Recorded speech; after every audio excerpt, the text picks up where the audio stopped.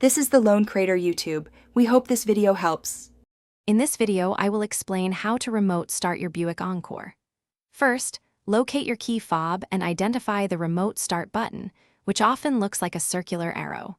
Before attempting to start, ensure all doors are closed and the hood is latched. This quick guide will walk you through the straightforward steps to get your engine running from a distance, making your daily routine a little more convenient. Before you can successfully remote start your Encore, a few quick checks are essential. First, make sure all 4 doors are completely closed and latched.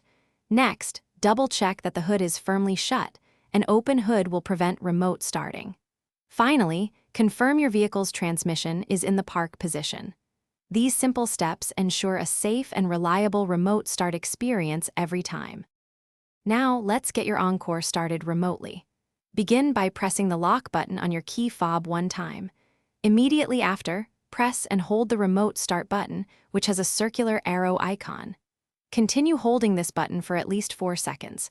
You'll know it's working when the parking lamps flash and the engine starts. This sequence sends the signal to your vehicle, initiating the startup process. Once your Buick Encore is running, the engine will operate for about 10 minutes. If you need more time, you can extend the run cycle by repeating the lock and remote start sequence, adding another 10 minutes. Remember, the remote start feature typically works within a range of up to 200 feet from your vehicle. This allows you to warm up or cool down your car before you even step inside. Thanks for watching. Consider subscribing if we helped you.